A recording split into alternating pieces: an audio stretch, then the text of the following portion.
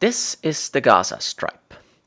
Since 2007, it is blocked by the terror state of Israel, who cut off the airspace and closed the sea and land borders. Israel did this because the Islamic resistance, known as Hamas, won the elections in the Palestinian Authority. From 1967 until 2005, the State of Israel controlled the Gaza Strip. It took the Strip from the United Arab Republic, the name of Egypt, in 1967 during the Six-Day War. Between 1967 and 2005, Israel physically occupied the Palestinians, imposing a brutal military regime on them. Israel decided to leave Gaza in 2005. They withdrew their armies and moved all colonialists away. However, it was not genuine freedom. After Hamas, that is the unofficial name for the Islamic resistance, won the elections, Israel chose to turn Gaza into an open-air prison. In retaliation, the Palestinians fired unguided missiles, which were met with brutal airstrike and mass deaths. Western imperialists say that Hamas should stop the rocket attacks and just accept that Israel is their master. This is something the Islamic resistance cannot do.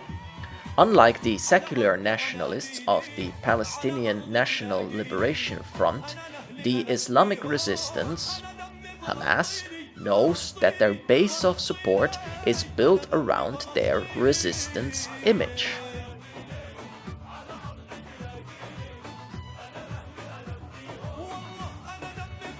From 1967 until 1993, Fatah was the main resistance group in occupied Palestine. It is the informal name of the Palestinian National Liberation Front led by the former Palestinian leader Yasser Arafat. Another ally of this Arafat was the People's Front for the Liberation of Palestine, a secular Marxist-Leninist organization who became famous for its aircraft hijackings in the 1970s. The collapse of Stalinism, however, led to a weakening of support for the secular nationalists. Arab governments abandoned the Palestinians, and with the death of the Soviet Union, the seculars' resistance became paralyzed and lost popular support to the religious forces of Hamas, the Islamic resistance. Arafat also lost support when he signed the Oslo Accords of 1993. He should have known that Israel would not follow them. Fatah chose to abandon armed struggle. Instead, they governed the small pockets of land Israel was not occupying in the West Bank. By 2005, Hamas was the most popular resistance group for their commitment to armed struggle. Revolutionary socialists say that armed struggle can only be done by working-class people with a full commitment to a socialist alternative. Hamas is not a revolutionary force. It is deeply reactionary, built on the same rotten capitalist model. Fatah and the secular nationalists are now rejected by many Palestinians. However, opposition is not possible, as both Hamas and Fatah rule unopposed in what is Palestine. In the Gaza Strip, Hamas has created a dictatorial state, while in the West Bank, Fatah politicians rule in a corrupt way. We only have to look to the official Palestinian president, who is of Fatah. He is a millionaire, while millions of Palestinians suffer poverty due to occupation and isolation. Yet the Fatah leadership lives in luxury. Hamas knows that as soon as they stop fighting Israel, they will lose any credibility with the Palestinian masses, as Fatah lost.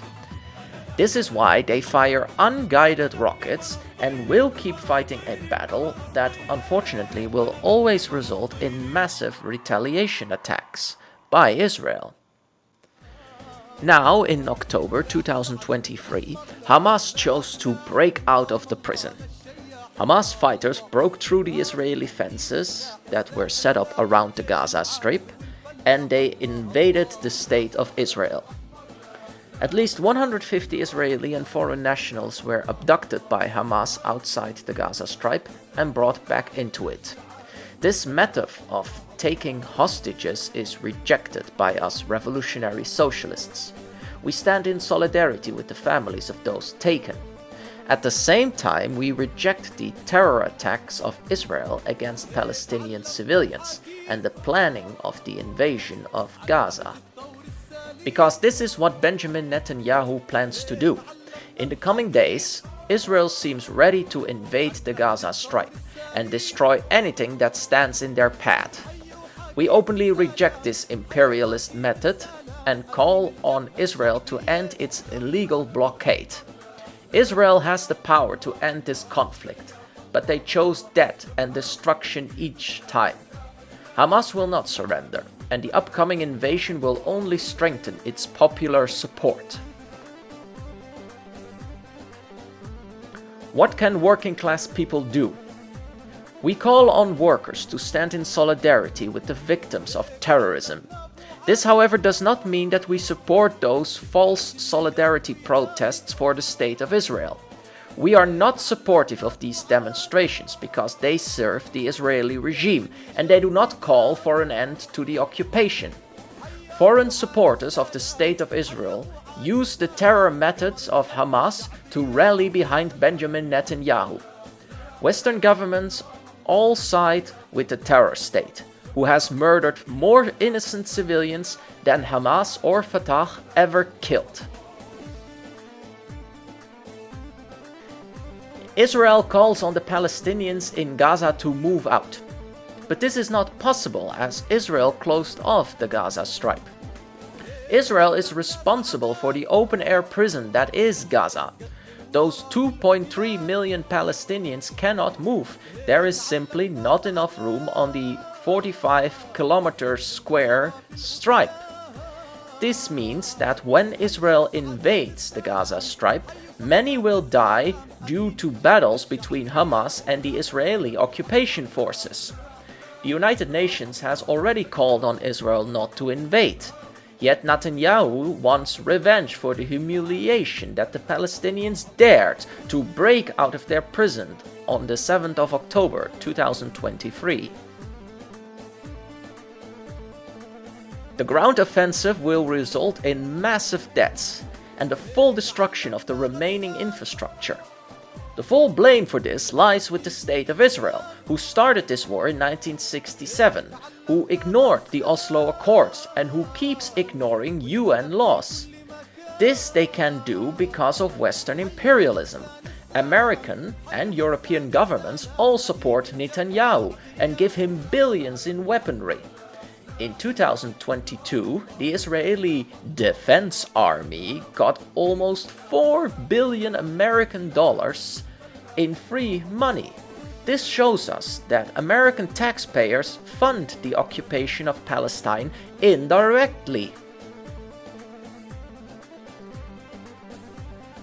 Palestinians have the right to armed resistance. They have the right to fight the Israeli aggressors. However, armed struggle will not bring them liberation. What is needed is class struggle with the Israeli working class. This seems difficult as the Israeli workers are poisoned with hatred against Palestinians due to the terror attacks. Also, fear is a powerful weapon of Benjamin Netanyahu. For many years, he tells workers that if they do not vote for him, Hamas will kill them all. The slaughter and abduction of civilians will strengthen the fear and hatred many Israelis already have. Revolutionary socialists of the socialist struggle movement in Israel and Palestine have to fight a difficult battle. But class struggle is our only alternative. We condemn attacks on civilians from both sides of the fence. Our alternatives are based on a socialist solution, meaning an end to the blockade of Gaza and a full withdrawal from the West Bank by Israel. Full democratic rights for those Jewish workers who wish to live in Palestine. Full release of all abducted prisoners in Gaza and all political prisoners held by Israel. We call for democratic, revolutionary constitutional assemblies for both countries, so that representatives of working-class people can build new societies that can start healing. And that means that we fight for a socialist Israel next to an independent socialist Palestine as part of a voluntary socialist federation of the Middle East.